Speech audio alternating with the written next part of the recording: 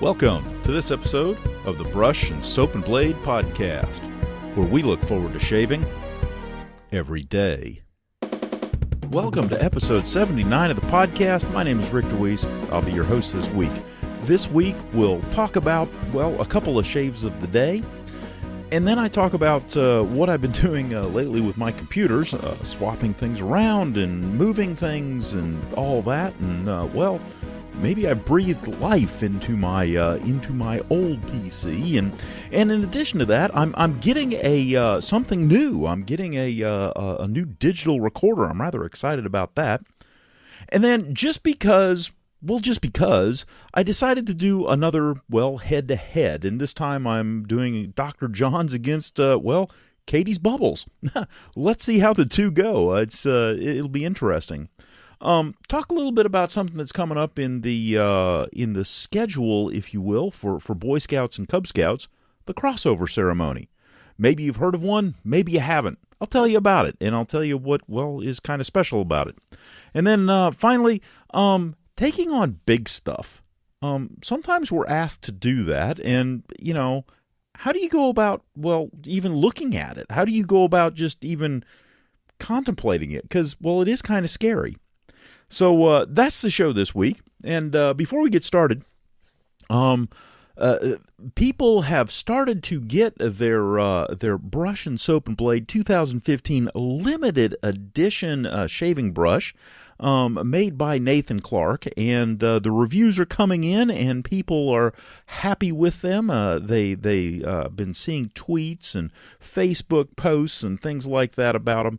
And first off, thank you from the bottom of my heart. I know that it's something wonderful and beautiful and useful, but it also means so much to me that you took the time and effort and decided to do something to not only get yourself a great brush, but also support the show. So thank you very much for doing that. I do truly appreciate that. It was a wonderful week so far this week, and people sent me, a lot of things. And the things that they sent me were, best wishes, because this week was my birthday. And thank you for that. I am truly, truly humbled when I saw the amount and number of things that people sent me. When I started this podcast way long time ago, I never imagined that I would have this many people listening to me. Nor did I ever imagine that it would also transfer into something, to some people maybe they would say as simple as, but to me as special as a birthday wish. So thank you very much for being out there. I do greatly appreciate you, and hopefully you find the show worth it from time to time. So with that, thank you very much, and let's get on with the show. Anyhow, it's a beautiful morning this morning, and, I had a special shave of the day. Special shave of the day was L'Occitane Cadet, mixed up in ye old salsa bowl with the Plisson brush. The brush of the gods, as Christopher Bailey would say. And it was indeed luxuriously soft. The razor of choice was my birth year razor. And I threw in a Gillette Silver Blue. And all was good. Although I must say I had to crank it down to a 3, because what I found is this weekend, because I had the extra time, I picked up a straight razor on both Saturday and Sunday.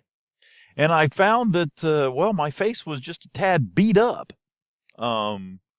So I wanted to take it easy, so I took my my Gillette adjustable and knocked her down to a 3 so that it would kind of force me to have a more comfortable shave. Maybe not as aggressive and everything, but a much more comfortable shave. And it worked well. Nice. My neck is socially acceptable. The cheeks are pretty much in good shape. Although I can't tell if it's my if I got dry skin or what the heck, but it just, I don't know, feels a little bit different. Anyhow, It's followed that up with some Knights of Izmir, well, just because. Hadn't used that in a while, and it felt like a special occasion.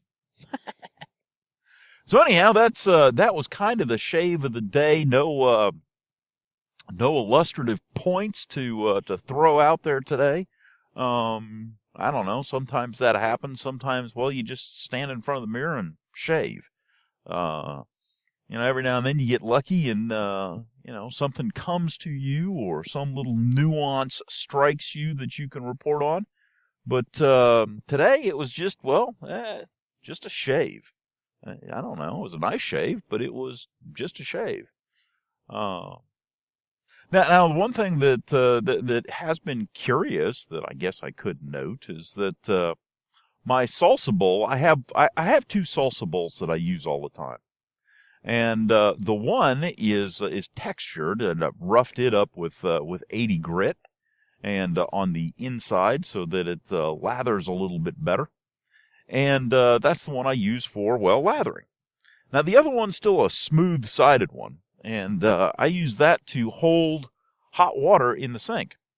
Now, a couple of reasons there. First off, I don't need near as much hot water to rinse the brush and to, soak the brush and to do all that. And, when I'm soaking the brush, it actually maintains the water hot because it's, in a plastic bowl being insulated instead of having the heat sucked out of it by the porcelainized porcelain steel sink.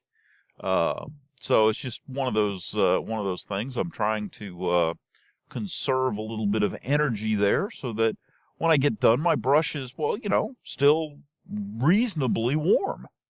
And all in all, it works pretty good. So I use that brush, or that salsa bowl when I shave to rinse my brush off. So I've got, warm standing water in there, and I will kind of swish my brush around it.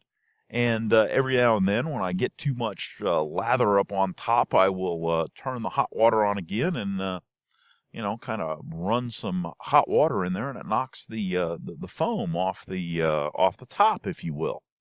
Now, the interesting thing is that on the salsa bowl that I use for lathering, the exterior of the bowl is nice and clean and pristine, just like the day I bought it.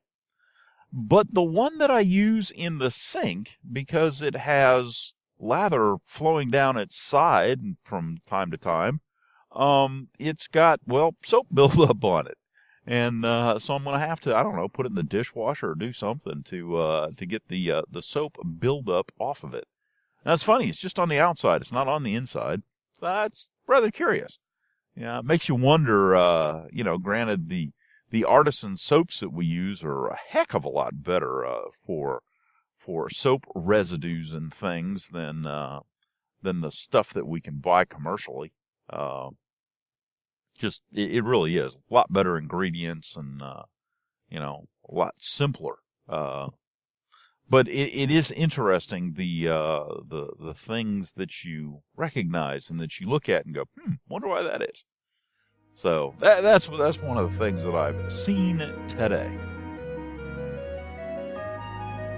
Another wonderful day here in South Carolina. Spring has arrived. It's warm and trying to rain. Beautiful springtime day. That's kind of what we do here in the spring, is be warm and try to rain. Anywhere else it'd be snow and nasty and just ugh. But here, it's kind of pleasant. Daffodils are coming up. The crocuses are breaking through. I mean, it's all good stuff. It's very, joyful, pleasant. Spring is in the air. Yeah, like that. Anyhow, the shave of the day this morning. Today I broke out an old favorite. I broke out something that, doesn't exist anymore. Well, actually it does, but, yet it doesn't. What I broke out this morning was How to Grow a Mustache, CAD. And there's some history behind that soap.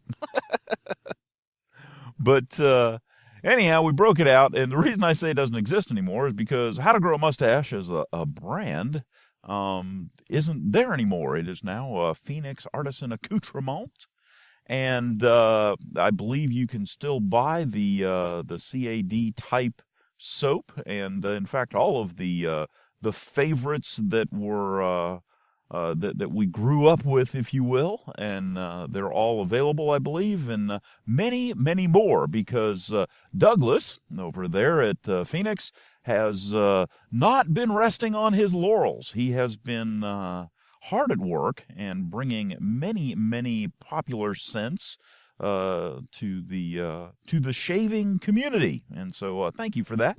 It's much appreciated. So anyhow, today it was a little bit of the CAD, or as the story goes, cease and desist, and beautiful, wonderful barbershop smell, fragrance, and wonderful lathers that I have come to know and expect from the products, and it's all good stuff. Beautiful shave. So I lathered up with my Nathan Clark Badger brush, and I mean the combination of a good performing soap and a wonderful brush is just, well, it's magic. It really is.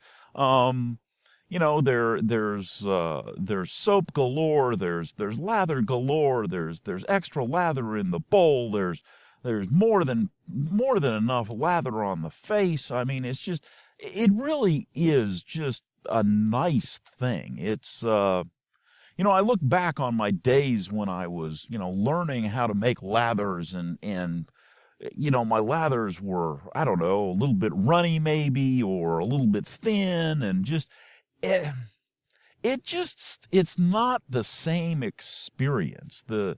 You know, what I've said in the past, and I stand on, is that everyone deserves a magnificent lather to shave with, and it really does make the whole, well, affair just rather special.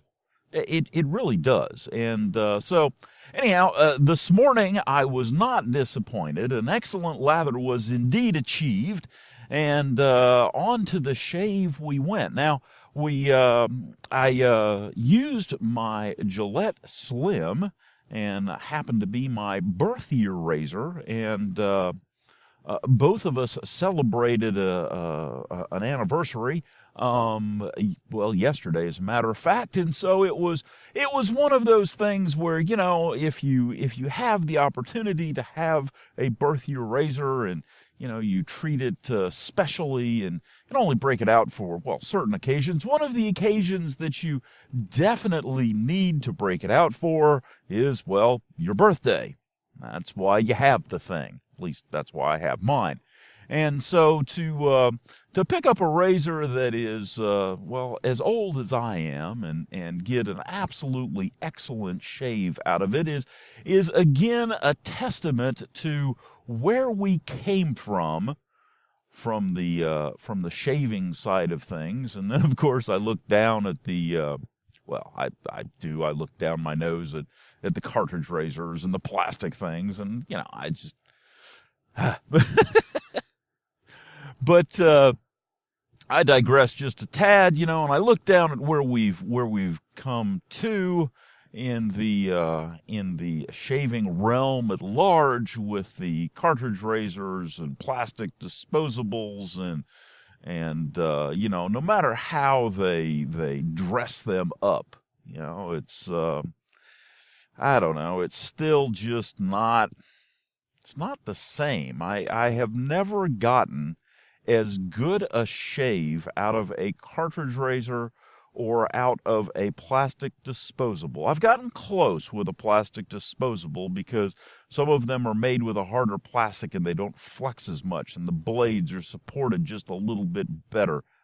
But in general, I think it's safe to say that in general, I have never been able to achieve a shave quite as good, quite as close with a plastic anything as I have been with a good old-fashioned DE or SE razor, single-edged or double-edged. Now, some people would say, but wait, there's the Bakelite by Mercure, and there's other Bakelite razors, and technically those are plastics.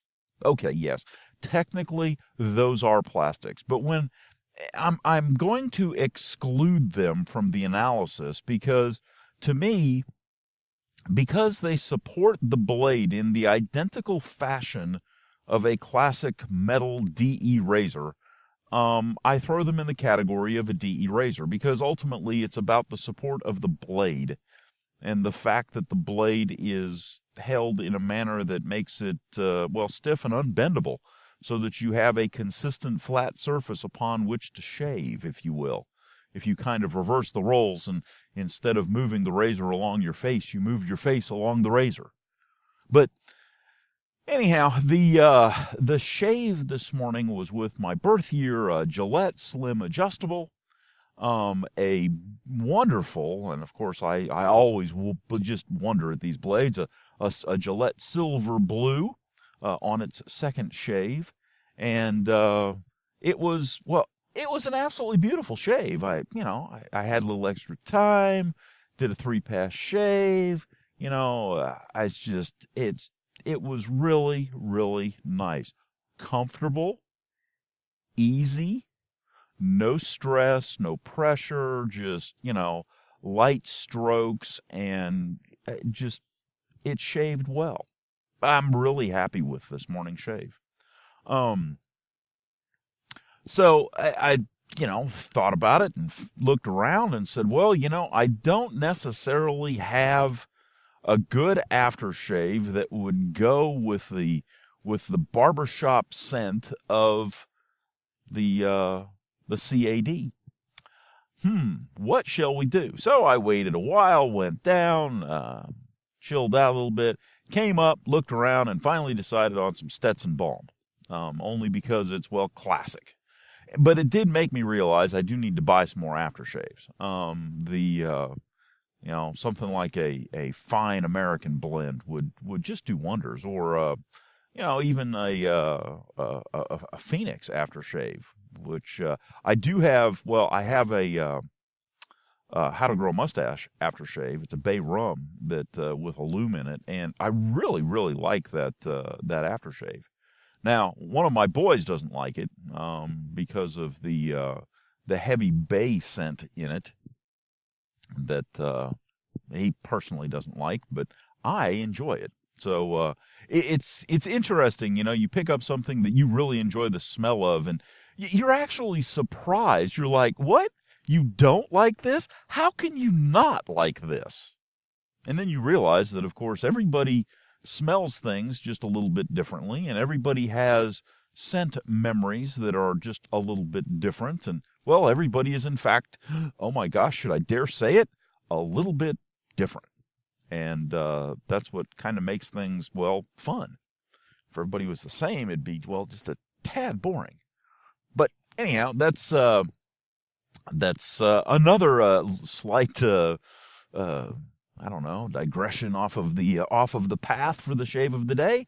So I threw on some Stetson, and of course, again, it's just, and I've said this so many times, you guys are probably bored with it, but it just amazes me that somebody in today's day and age puts a balm, something that is the equivalent in consistency of a hand lotion, in a glass bottle.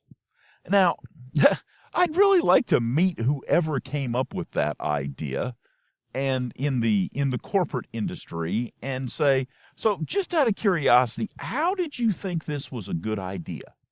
And another just curiosity is, how do you still have a job?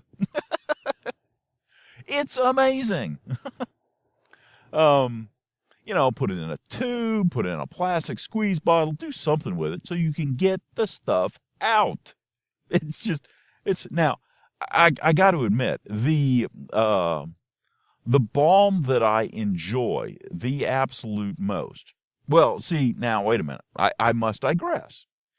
Because The Myersol emulsion that I have, which is essentially a balm, is also in a glass bottle. However, there is a difference between the two.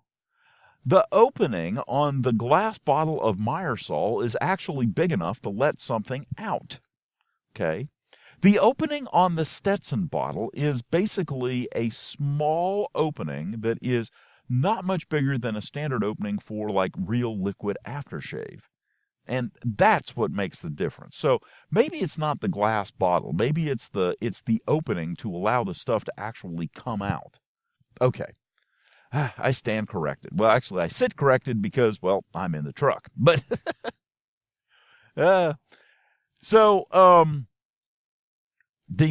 my favorite balm and application is actually Cold River Soap Works. The balm that I have from them is in a little bottle with a pump applicator, and that thing is absolutely fantastic.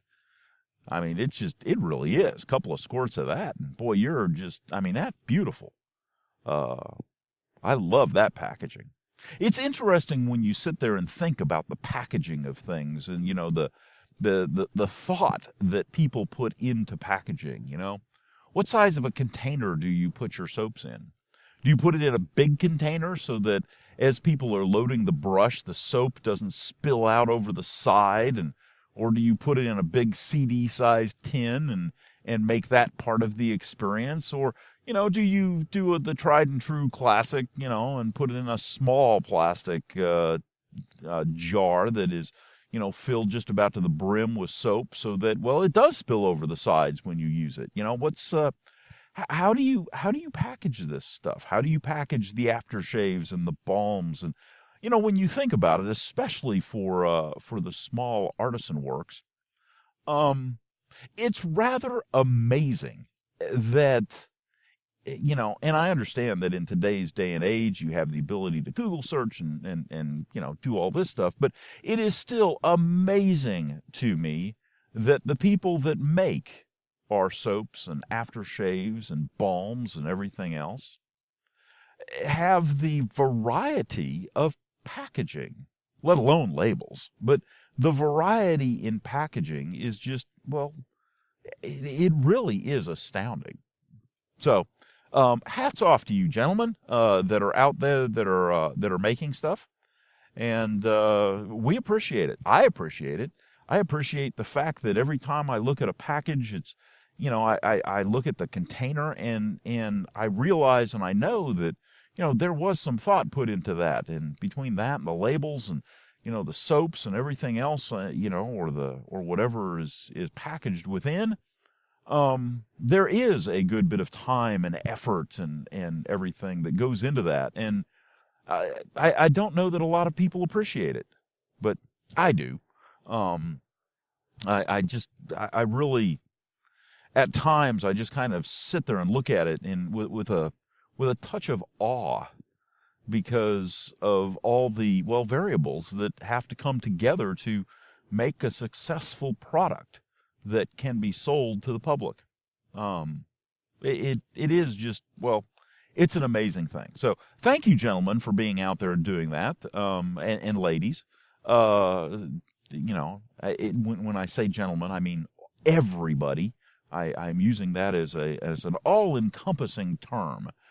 So ladies included. I know there are many out there, and they all do a wonderful job as well.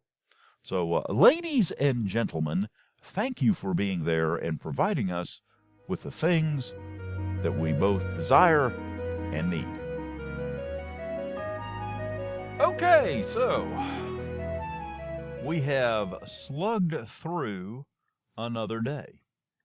And in the process of slugging through another day, I have wondered often. Well, I guess I really haven't wondered. I have reached up and felt how close my shave was. Yeah, sometimes I do that. As you go throughout the day, you kind of rub your chin, rub your cheeks, just kind of find out how close the shave is, how fast it's coming back. And sometimes in my case, I think to myself, when can I shave again? I'm weird that way, I know. But the reason that I don't know, as I was coming to work this morning, I just wasn't feeling it. Sometimes that happens. Anyhow, the shave this morning, that was kind of nice, was with my Samog 1305 brush. And again, I used the How to Grow a Mustache, or now PAA, or Phoenix Artisan Accoutrements, CAD soap. A lot of acronyms, 3-letter acronyms all over the place, huh? CAD, which stands for Cease and Desist, a barbershop smelling soap that, well, at one time the soap container had a name that was, well, a little bit too close for comfort to some legal beagles out there, to another product, and a letter was sent to say, well, cease and desist, and that's kind of how the soap got its name. But use that with the Samog brush. Again, wonderful job lathering up, and all was good there. This time I decided that, well, I had a little extra time, and well, my straight razors were not getting the love and attention that they deserved, so I once again whipped out the old straight razor, sharpened it up on the strop, and proceeded to, actually have an enjoyable shave without cutting my face off. Yeah, it's amazing. Lips are still in place, nose is still there. All is good. Now, the one thing that I noticed that was interesting is one of the straight razors that I have has very much a square cut end. It is a, it's not a Spanish point, but it is a square cut end. And there's a part on my neck where I just, every now and then, and I haven't cut myself, don't misunderstand here, but it digs just a little bit, and I can feel it. Luckily, I stop before it becomes too severe, but I have noticed that I do that with that straight razor more so than my other ones, which have a rounded edge that does not kind of dig in. And so, for me, I'm thinking to myself, okay, well, that tells me that, as I go through this, now my Gold Dollar straight razor, which is a very nice straight razor, by the way. I enjoy the thickness of it. It's got some heft, and so that's really nice. But it has a nice kind of a beveled edge on it, rounded edge, and I don't have the same issues. It doesn't well, I guess hook is kind of the word I'm looking for. It doesn't hook me much. So, I can see if I was to spend the money on an expensive straight razor, I would probably, just for ease of use, get one that has a rounded edge, on the end, just to make it a little bit easier.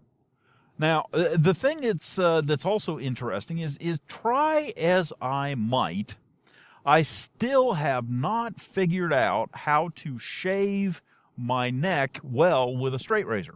I can sort of kind of do it, but it's just, I don't know. I still, and I think what it is that I haven't, I could probably do a pretty decent job with that rounded edge one, but with the square edged one, it's just no way. I'd slice myself up good if I was to use what the technique that I'm thinking about, but anyhow, so it was socially acceptable on the neck, and pretty doggone smooth on the cheeks there and chin and all. And from that aspect, it was really a pretty nice shave. I just took my time and just enjoyed it. And again, that for me anyhow, it helps set the tone of the day. And it was kind of, it was a long day, but it was kind of a, enjoyable day. It was one of those that, it's got a lot of work to do and, all that, but that's okay because I have the tools here at my disposal to make things happen the way they're supposed to. And, so all is good. Well, I have been having fun on the computer front. I have been switching documents around and moving things back and forth and backing up episodes and doing all that. And one of the things that I have done, which has been very, very nice, is I have moved all of my episodes. I had up through episode, I think, 40 or 50, somewhere in there, on my old PC.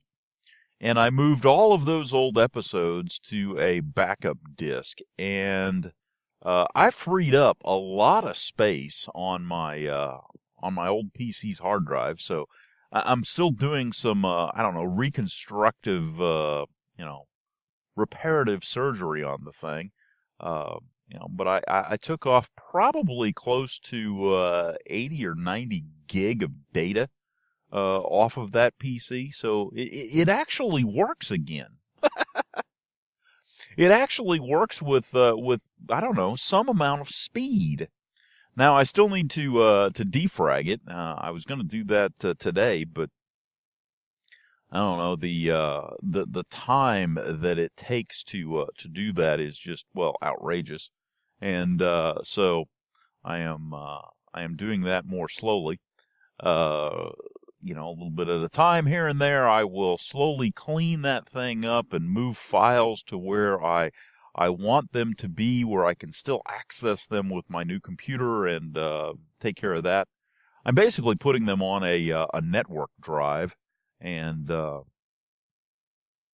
that's something that I have been wanting to do for a while. So I've got a network drive, and then I've got another backup drive that's that I bought for the Mac, and so I've got both of those, and so some of them have I've got the show's archives, if you will, on both. That way I don't lose anything, and so it's just one of those things, a little computer cleanup this weekend that so far seems to be paying dividends. I'll use the old computer for certain aspects, and Boy Scouts and ham radio, and certain aspects for the show. I may use it for Skype or something like that, and the new one I'll use for general everyday use and editing on the show and things like that, where I need that computing power, and life will be good. Now, the other thing that I'm looking forward to is here in the next couple days, I bought myself a new digital recorder. And hopefully it'll ship here in the next couple of days. I bought it on I've never used the site before. It's called Massdrop. And every now and then what they'll do is they get certain things, and if they sell so many of them, they have a price drop, and the more they sell, the more their price drops. And so they usually have 3 tiers. They start off at one price, and if they sell so many, they jump to the next price drop, and then get so many more, and then they jump to the final price drop.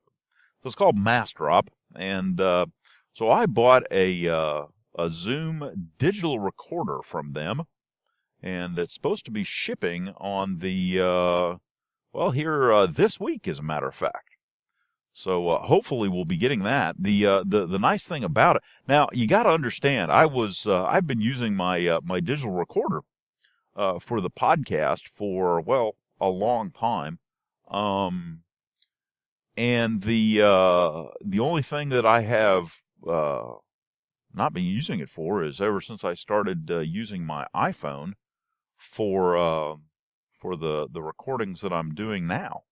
But the thing that I was looking for was I wanted a recorder that had XLR plugs or XLR plug capability. The one that I have now does not have that capability, and so you've got to go through different connectors and different patch cables and all. So it just, I don't know, it gets overwhelming after a certain amount of time.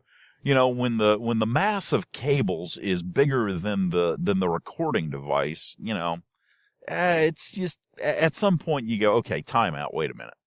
So what I was looking for was something that that would work, and this thing seems to fit the ticket. That will be portable, that I could use both the head mic with, but I can also use any other mic with that's got an XLR connection, and record straight into a digital recorder. So it may improve the sound qualities over what I have now, and it would be convenient. I mean, I have the availability then of, actually walking around a little bit more easily than I'm doing with my iPhone, just because of the patch cables and connectors and everything else that I have with the iPhone. Now, it works okay because it's all located and situated in the truck, and things are, positioned so that, nothing's flopping around and everything seems to be working okay, but it'd be a whole lot cleaner and a whole lot neater if it was just the microphone, XLR cable into a recorder, boom, done. So we'll see. Also, the preamps and gain controls and everything else on the recorder are, well, new. It's technology is a wondrous thing, but it changes often. And so to have something that is a little bit more up to date would also be very beneficial. So I went ahead and got that, and we'll see how it does. But I'm looking forward to getting my hands on it. It's a Zoom H5. It can use it for all kinds of stuff, and it looks to be very promising. And it takes the they're called capsules. They're microphone capsules. You can buy a shotgun mic capsule and a directional or an omnidirectional mic and a side mic. I mean, it's just all kinds of stuff. But it takes the same capsules as the H6. And it looks like the only difference between the two is one has a color display and one doesn't. And other than the fact that it'll take more inputs. The H6 takes 6 inputs and the H5 takes 4. So, looking forward to getting my hands on that and playing with it. The digital recorder that I'm using now is a Tascam. It's an old Tascam DR7, I think it is. And I bought that thing off of eBay way back when. And I don't know, the back cover's fallen off of it. And I mean, it still does okay. It does a great job. But it's because of the way that I've got it and the setup that I've got it in, portability is not it's not its biggest thing. Whenever I change it and move it around, I have to go from a line input to a mic input, and it's just back and forth, and it's just, I get in trouble when I move the thing, and it would almost be, reasonable if I had the new one as my portable unit and the old one as my stationary desktop unit. So we'll see what happens. But anyhow, we are looking forward to it, and I don't know, maybe it'll improve the voice quality a little bit. We'll see. I can use all the help I can get.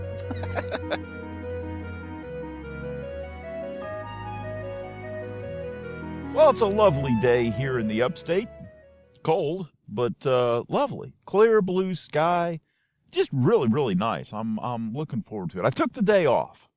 I decided that I needed to, and I had some stuff I needed to do, so I went ahead and took the day off. So, in order to kind of, celebrate the day off, I sat down and did something that I haven't done in a while, which is, I gave myself a straight razor shave. Okay. Now, the other thing that I did, just because, is, the last time that, or a couple of weeks ago, I got a comment from somebody asking me about Dr. John's Hydra versus the Art of Shaving Lemon. And I did a head-to-head with the two of those. And I got a note from the proprietor of Dr. John saying that when he heard about that, he was, terrified. And after trying out his soaps, I can pretty much say, he doesn't need to be. And in fact, today, what I did is I decided, well, I'm kind of devious, so I'll go ahead and do a head-to-head of two of my of soaps that I really, really like the scent of. Specifically, Dr. John's Savannah Sunset and Catties Bubbles, Jardin d'Or. Okay, now, they are both floral scents. They are both, I don't know. Floral scent is kind of a sweet floral scent is, probably a good description for them. I had always liked, I really enjoyed Jardin d'Or from Catties Bubbles. I mean, it was really a wonderful scent, but I have been really taken aback by Savannah Sunset. It's, well, sweeter. It's, I don't know, it's got, I don't know if it's the honeysuckle that's in it or, the gardenia or what it is, but there's just a couple of floral notes that are, well, quite honestly, more powerful and more sweet and floral than Catties Bubbles. Now, don't get me wrong.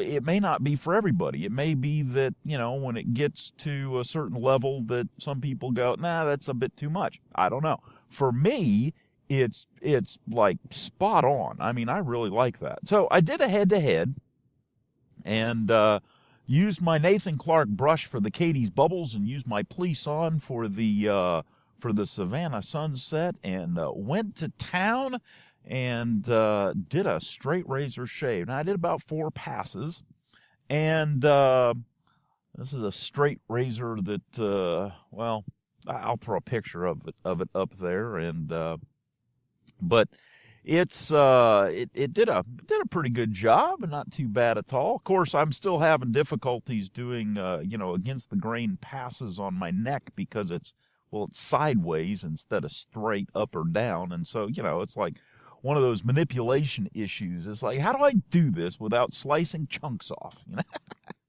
I still haven't figured that part out, but eventually I'll figure it out and I'll get there, and well, life will be good. So the first pass was with Catties Bubbles, and I face lathered with both of these, and the thing that I noticed about the Catties Bubbles, and I've noticed this before with Catties Bubbles, is that when I'm shaving with the straight razor, it doesn't like to wash off the blade under running water. It doesn't like to come off the blade. It doesn't like to let go. It's got like a tack to it. Which is not necessarily a bad thing. It's just kind of an oddity.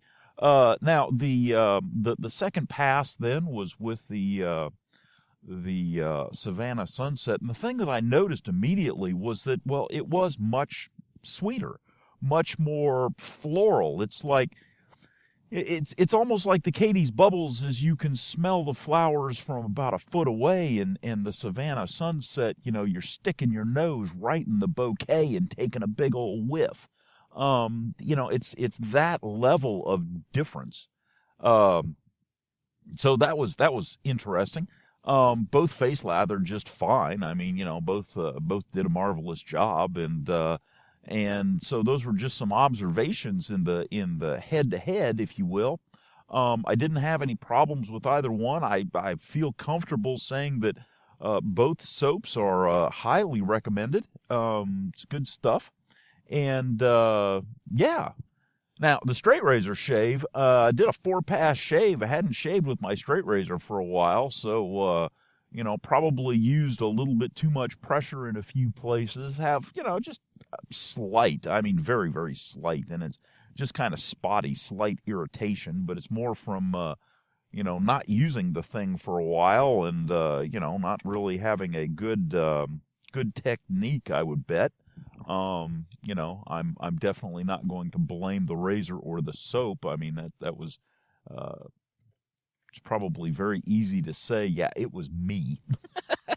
Anyhow, that's what I've done this morning, and so, if you get an opportunity, and if you like floral scents, gardenias, lilies, honeysuckle, those kind of things, check out either Catties Bubbles Jardin d'Or or Savannah Sunset from Dr. John's. Either one will do you well. Well, it is that time of year for something that is, well, rather special in Boy Scouts and probably even more special in Cub Scouts. And that is crossover ceremonies. Now, for those of you that are not familiar, a crossover ceremony is when a boy essentially graduates from Cub Scouts and graduates into Boy Scouts. And it's called a crossover. And so you've got boys that have come up through the ranks or, started in Cub Scouts and gotten to the Webelos 2 rank and are in a Webelos 2 den.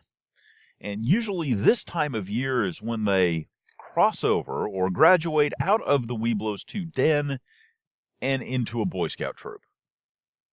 So it's an interesting time because, well, for the Boy Scouts, it's like, oh gosh, here we go, a bunch of young kids again. But the thing that's interesting is that for the Cub Scouts, it is a huge deal. You know, it's really interesting when you think about it.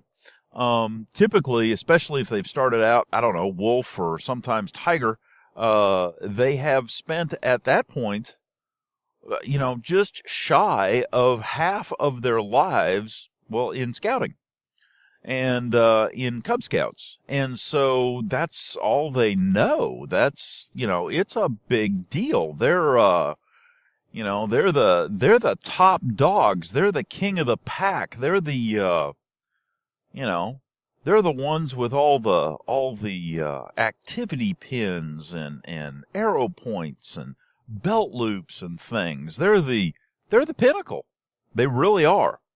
And so I reminded my Boy Scouts of that the other day. I said, hey, when we go to this thing, we need to make this, well, special.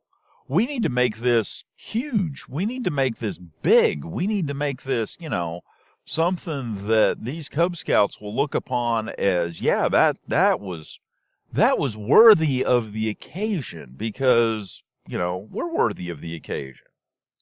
And, I was trying to explain to them that, one of the things that a scout does not do is a scout does not diminish, if at all possible, another's joy, another's celebration. You don't walk into a party and go, God, this sucks. That's not what you do. That is not, that's not being friendly or courteous or kind.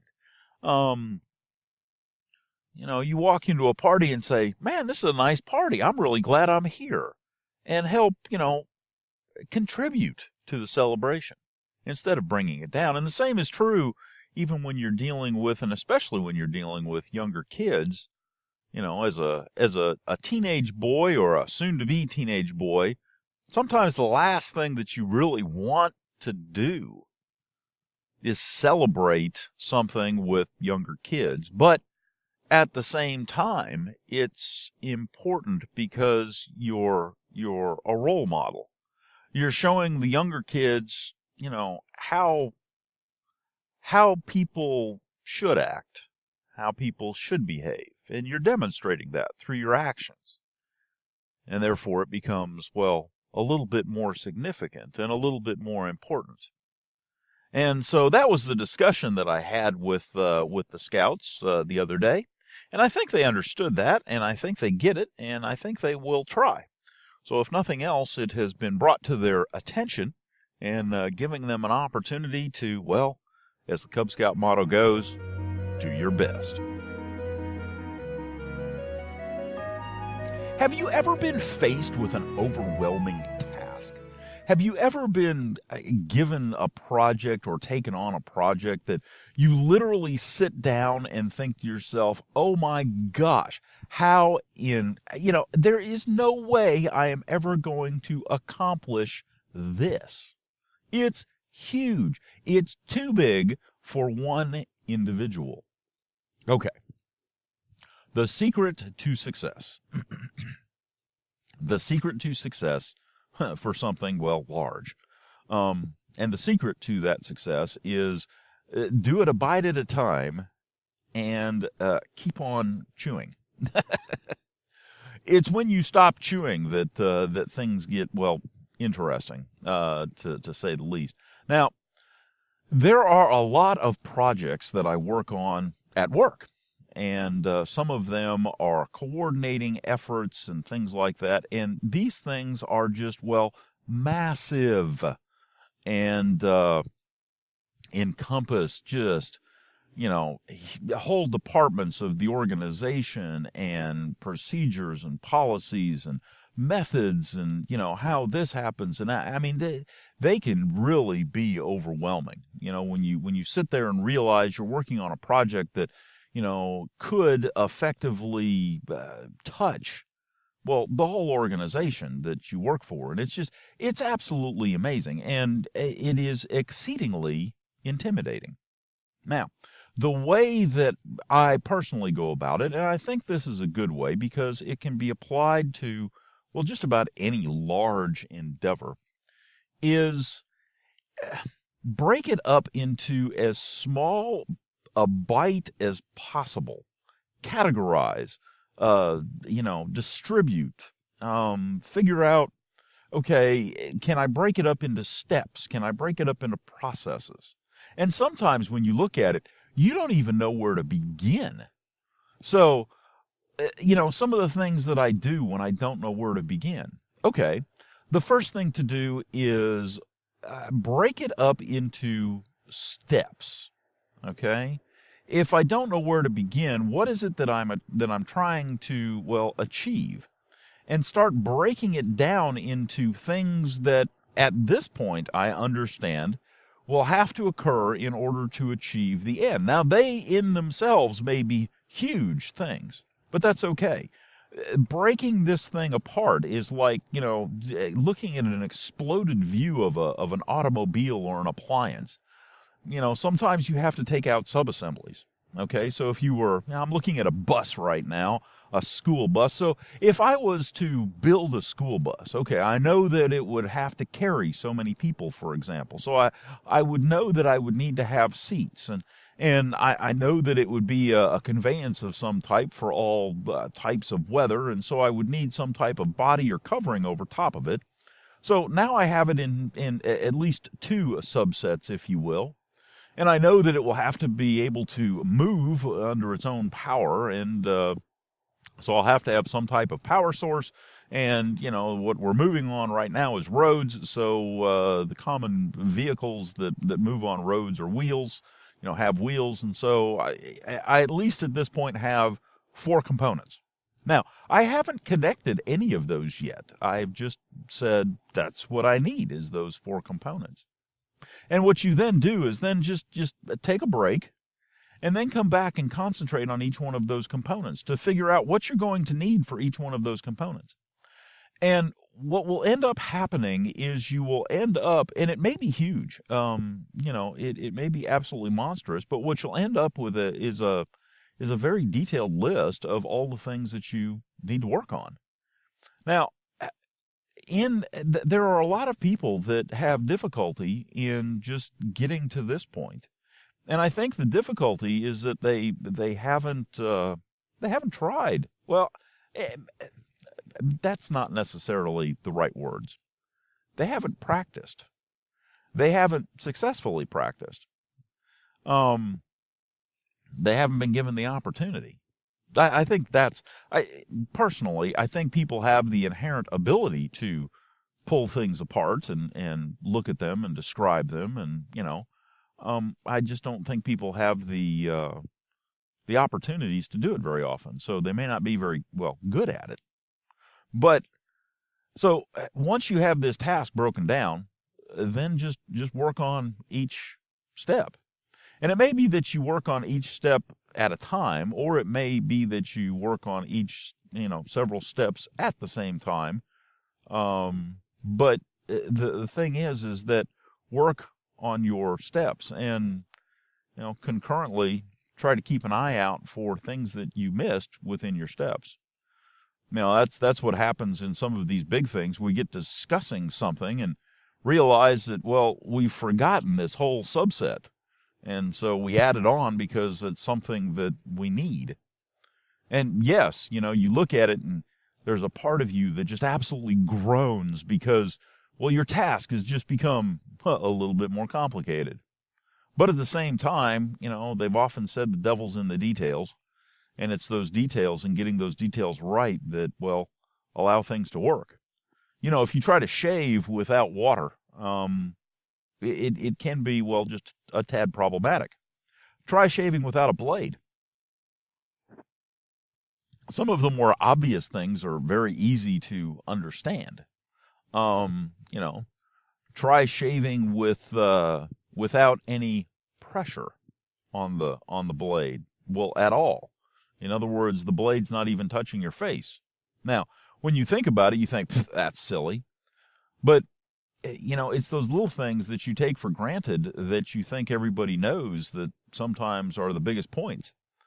Because those are the ones that people, well, miss. So this person is standing there, and they've got a bowl of lather and a brush, and they've got a razor, and they've got a blade, and they put the lather on their face, and they hold the razor up to their face, and they go, okay, how come I'm not shaved? Because you haven't moved your arm. Okay, now I'm moving my arm. How come I'm not shaved? Well, you're not putting the razor against your face. What? You have to do that. Okay, so they do it at a 90-degree angle, perpendicular to the skin, and they pass it down, and they go, okay, I've done that. How come? Whoa. Again, devil's in the details. Sometimes it's the little things. And it's just like, to a certain extent, it's kind of like shaving. To a very certain, at a certain level, when we wet shave, we're not trying to do it all at once. At least, hopefully we're not, because if you do, things are not necessarily going to work well. We do things just, a bit at a time and progressively. And we stop. After the first pass, we stop, we take a look, we evaluate, we rinse, we relather, we start again. That's what I'm talking about. That's the methodology. That's how you can do anything, no matter how large it is. Treat it like you're shaving. It's the same premise. And that premise is break it down into its component parts, which for shaving we already know. Break it down into its components parts and do a little bit at a time. Stop, evaluate, keep on going until you get to the finished product that you eventually wanted. But it's exactly the same premise. And I'm sitting here kind of surprised that I hadn't realized that before. But in fact, it is. I had started going in one direction and came right back around to shaving and didn't even realize I was going to do it. Wow. That's, either I'm good at this or I'm crazy. Don't know which. And sometimes, the difference is, well, not that obvious.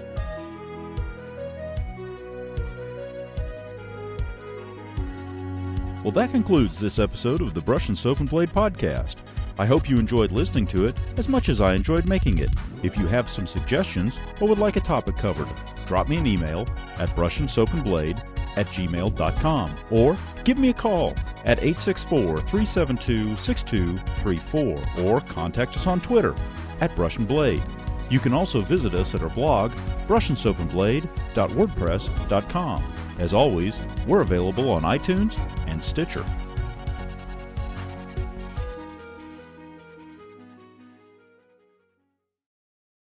So it's an absolutely beautiful spring day,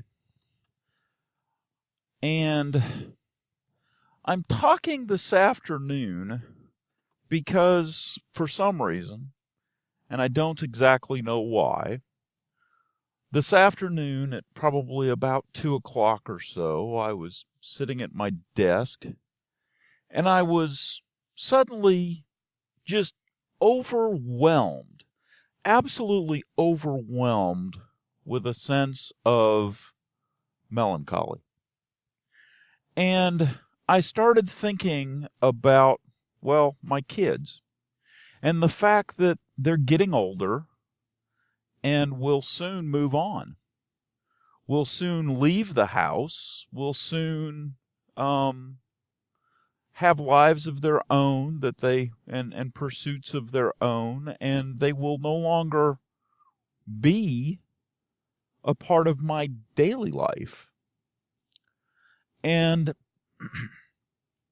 I was absolutely struck with a sense of melancholy, and to a certain extent a sense of, well, failure.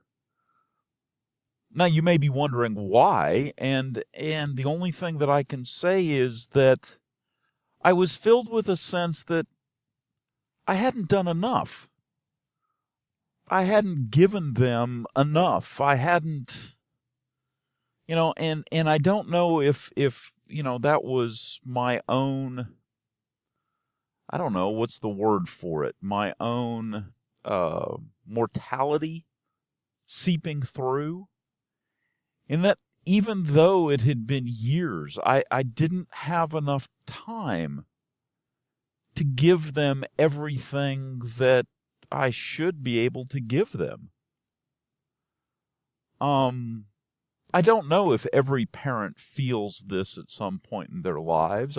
I don't know. I haven't gone through this, so I've never spoken to anyone else about it, so I just don't know. But I was absolutely filled with all the things that I've learned over my life, that it sure would be nice if I could give to my kids. And I thought to myself, what am I going to do when my children are grown and out of the house and off doing their own thing? I understand I'll carry on. And to a certain extent, I started thinking of my scouts and the fact that that's probably why I will continue with scouting, because then I can continue sharing that tribal knowledge with those young men. And the cycle will continue. But it was interesting. It was, I had never been struck like that, sitting at my desk about something that was imminent, that I couldn't control and that I had no say in. And when it has to do with people in your lives that you care about, like we all care about our families, well, it was noteworthy. It was very, very noteworthy. Now, a long time ago, I had started recording ideas, and the recording of those ideas, just jotted them down, and it was ideas for a book of some type that I could at some point hand my children, to give them some of what I had learned. And now that I think about it more and more, I will probably do it in an audio format that would allow me to expound on those things. But it does raise the question, have you ever done anything like that? Have you ever thought about anything like that? Thought about your kids leaving and what will you do next? And have you thought about what's the easiest and best way to pass on some of the things that you have learned and grown to realize? How do you pass on that tribal knowledge? We can talk all day long about something as simple as shaving, but how do you pass on the idea that well, the idea that in order to be comfortable around other people, you really need to be comfortable with yourself. And the idea that, if you meet someone that you want to spend your life with, that you should not just be looking at outer beauty, but you should be looking at something that is eternal, like, well, their soul. And what's that made of? And when you start thinking at that level, everything else just becomes kind of, well, silly, doesn't it?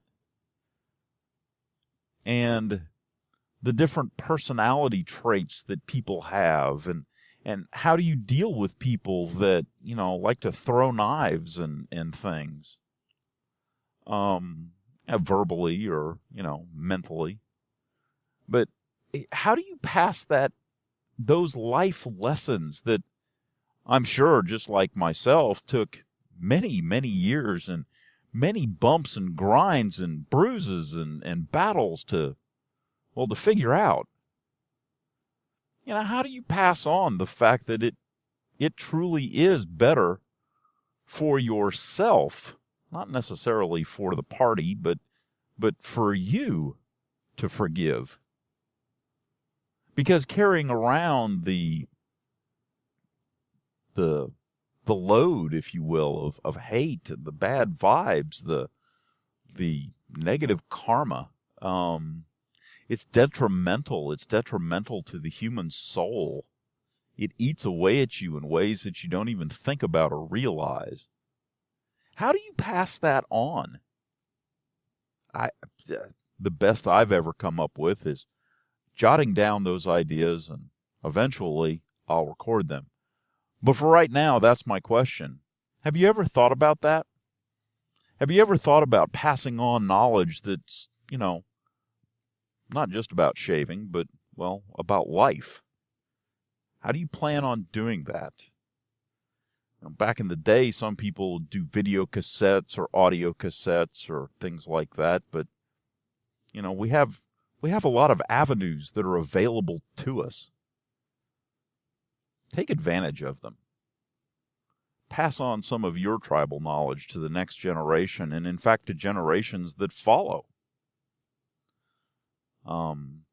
When I think back of my parents and grandparents, I spent time with them, and I enjoyed the time that I spent, and that may be one of the reasons that I'm filled with a certain sense of melancholy, is that I know that on my own behalf, I have never gotten all of the information that as I grew older I would have dearly loved to have from my grandparents, from my mom. It didn't happen. It wasn't available. And so part of me wonders if that realization, that understanding, is what kind of kicked into high gear as well. Like I said, it's never happened to me quite in that fashion before. And it was, as I said, noteworthy.